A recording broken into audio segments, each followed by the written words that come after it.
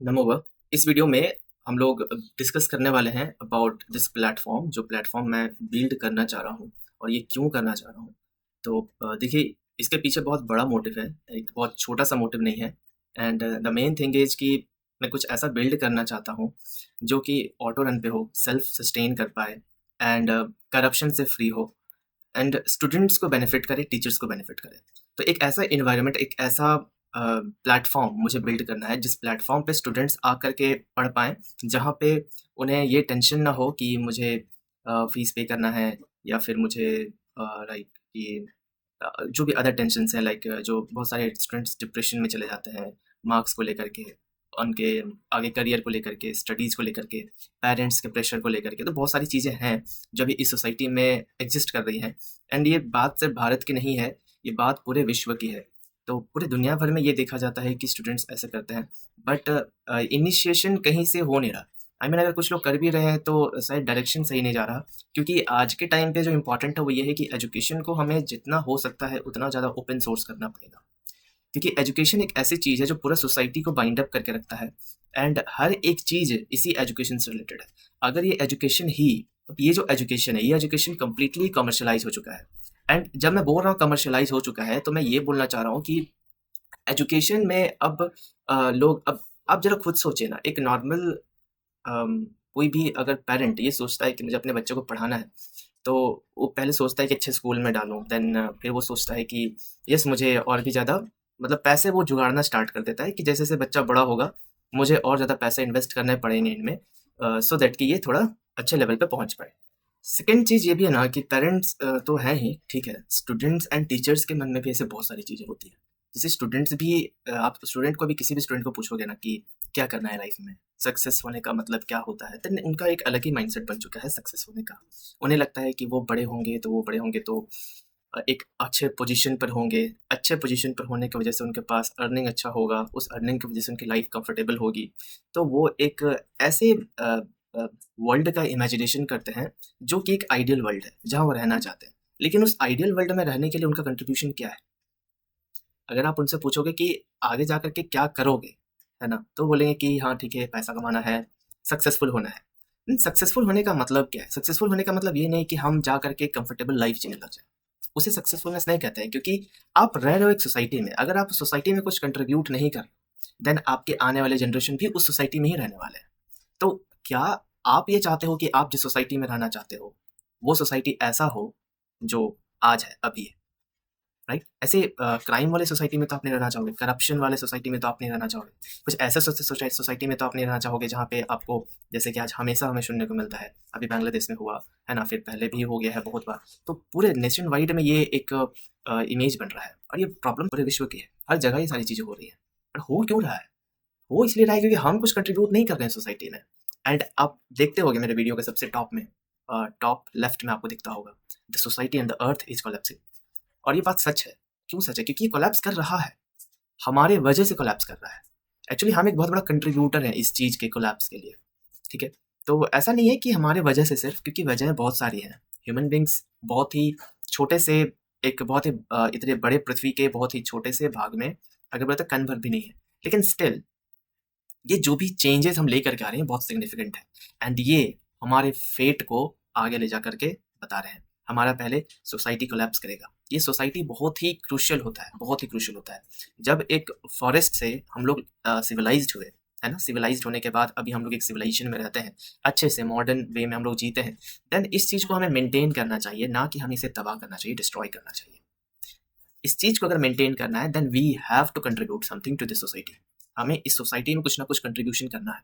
अगर हम सिर्फ अपने बारे में सोचें कि हमें एक कंफर्टेबल लाइफ जीना है, ठीक है, बहुत सारा पैसा कमाना है, इस तरीके से सोसाइटी नहीं एग्जिस्ट करता है। एंड अगर आप देखोगे तो वेस्टर्न जो फिलोसोफर्स हैं या जो भी वेस्टर्न थॉट है, ये वेस्टर्न थॉट बहुत ज़्यादा डोमिनेट कर रहा है भारत में। भारत पहले ऐसे नहीं सोचता था, यहाँ के जो लोग थे वो ऐसा नहीं सोचते थे। भारत बेस्ड ही है इस चीज़ पर कि हमें इस सोसाइटी को कैसे बेटर करना है। क्योंकि जितनी भी सारी चीज़ें हुई ना पहले, वो सारी की सारी चीज़ें इसी चीज़ पर फोकस्ड थी कि हमें, अगर हम एक सोसाइटी में रह रहे हैं, तो इस सोसाइटी को हम बेटर करें कैसे? How to improve this society? एक इस सोसाइटी को एक अच्छे लेवल पर कैसे लेके जाए? अब बहुत लोग बोलेंगे सोसाइटी से मुझे क्या मतलब है? मुझे तो बस अपने आप से मतलब है, सोसाइटी मेरे लिए क्या कर लेती है? आपके लिए सोसाइटी कुछ नहीं करती है, बट विदाउट सोसाइटी आप एग्जिस्ट भी नहीं कर पाओगे। अगर हाँ, आप एग्जिस्ट कर सकते हो, बिल्कुल कर सकते हो। आप जाओ किसी फॉरेस्ट में चले जाओ, वहाँ पे आप एग्जिस्ट कर सकते हो, आप वहाँ पे इंडिपेंडेंट हो गए, राइट। लेकिन यहाँ पे जब आप रहते हो इतने ह्यूमन बींग्स के साथ में, देन ये एक कंप्लीट सोसाइटी है, एक सोसाइटी का पार्ट है। अगर आप फॉरेस्ट में भी रहोगे तो वहाँ एक कम्प्लीटली डिफरेंट सोसाइटी होगा, बट वो भी एक तरह का सोसाइटी का पार्ट होगा। हाँ, वो लोग सिविलाइज्ड नहीं होते, वो बात अलग है। यहाँ आप सिविलाइज्ड हो इस सोसाइटी में, बस बात वही है, राइट। तो सोसाइटी कहीं नहीं जाती, आप कहीं भी रह रहे हो तो आपको सोसाइटी में ही रहना है। एंड अगर आप चाहते हो कि आपके आने वाले कमिंग जनरेशन्स भी इस सोसाइटी में अच्छे से रह पाए, then you have to contribute something. And इसके लिए एक इनिशिएशन लेना बहुत इंपॉर्टेंट है। तो वक्रहर पहले ये नाम नहीं था, पहले नाम व्रीहा था, बट मैंने इसे चेंज करके वक्रहर किया क्योंकि व्रीहा का वैसा कुछ कंसेप्ट मुझे नहीं दिख रहा था जो मेरा एक मेन एम था, जो मेरा मोटिव था, मिशन था, उस चीज़ से रिलेट नहीं कर रहा था। तो मैंने उसे डिस्कार्ड करके वक्रहर किया। वक्र का बेसिकली मतलब होता है क्रूकेडनेस, बेंट, कर्व्ड, डेविएटेड, ये सारी चीज़ें आपको मिलेंगी वक्र का मतलब। एंड हर का मतलब होता है उसे जो रिमूव करता है, उसे हटाना, निकालना, एलिमिनेट करना। तो वक्रहर बेसिकली ये उस पर्सन को सिग्निफाई करता है जो किसी के लाइफ में, माइंड में, इंटेलेक्ट में जो उसकी क्रिकेटनेस है उसको निकाले, है ना। एक अच्छी मेंटालिटी को जन्म दे, एक अच्छा फिलॉसफी को जन्म दे, एक अच्छा आइडिया को जन्म दे, एंड एक ऐसा सोसाइटी स्टैब्लिश करे जो आगे जा करके चीज़ों को बेटर कर पाए। अब हम देखिए, अगर ये कोई बोलता है कि दिस इज़ नॉट पॉसिबल, मैं तो एक आइडियल सोसाइटी के बारे में इमेजिन कर रहा हूँ, देन यस, मैं इमेजिन तो कर रहा हूँ एक आइडियल सोसाइटी के बारे में, लेकिन एक आइडियल सोसाइटी बन पाना पॉसिबल नहीं है। ये मैं बहुत अच्छे से जानता हूँ कि आप एक आइडियल सोसाइटी नहीं बना सकते हो, क्योंकि डिफरेंट डिफरेंट तरह के माइंडसेट वाले लोग होते हैं, डिफरेंट डिफरेंट तरह का साइकोलॉजी होता है, डिफरेंट डिफरेंट तरह का माइंडसेट होता है, राइट। तो आप एक आइडियल सोसाइटी तो बिल्ड नहीं कर पाओगे, लेकिन यस, आप उस आइडियल सोसाइटी के करीब पहुंच सकते हो। एंड जैसे जैसे आप उस आइडियल सोसाइटी के करीब पहुंचते हो, you will begin to feel better.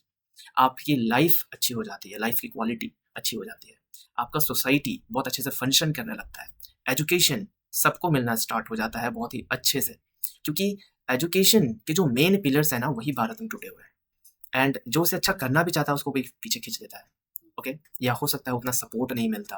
तो ये सारी चीज़ें हैं जो जिन पे हमें काम करने की ज़रूरत है, ओके।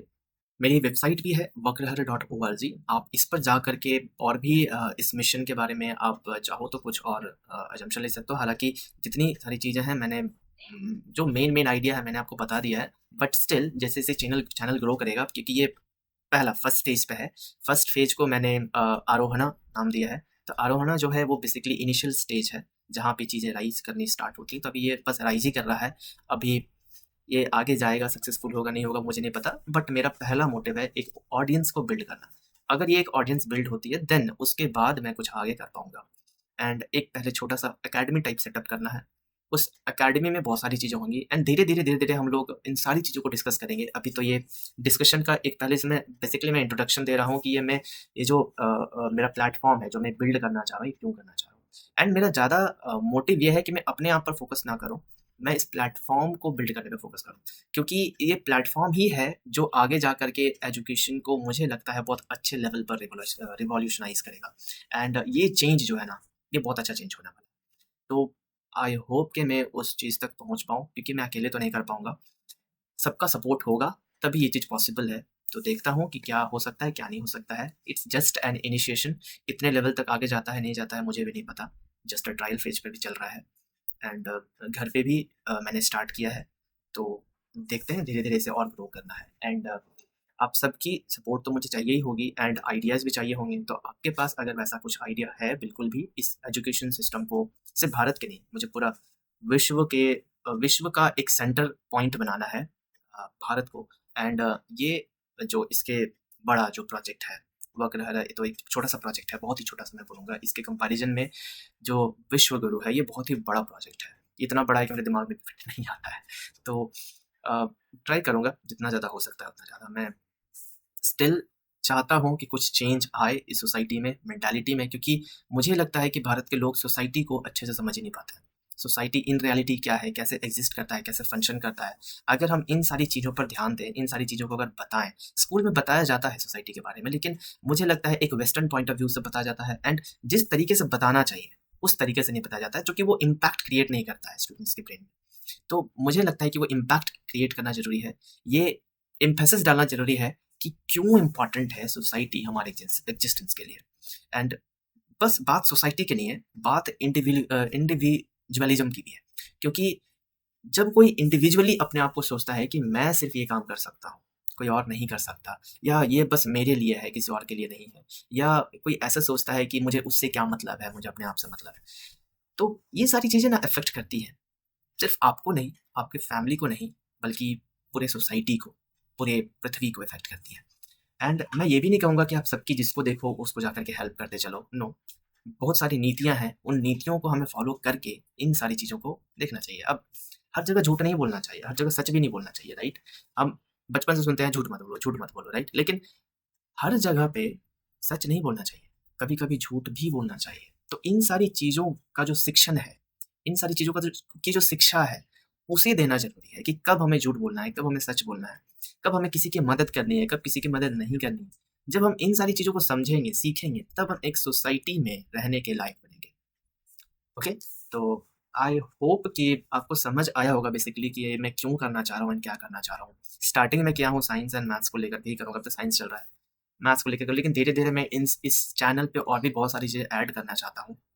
मेरा बहुत सारा वक़्त चला गया वेबसाइट को बनाने में, जिसकी वजह से मैं इस प्लेटफ़ॉर्म पे ज़्यादा ध्यान नहीं दे पाया फिलहाल के लिए। लेकिन अभी मैं चाहता हूँ कि मैं अपने वेबसाइट को थोड़ा हाल्ट करूँ, थोड़ा वहीं पे रोकूँ, एंड जितना अभी बना है उतना ही रहे, एंड देन फिर मैं आगे धीरे-धीरे करके उसको करते चला जाऊँ। जैसे-जैसे सपोर्ट आप लोगों का मिलेगा, I will try my best to achieve the goal that I have imagined.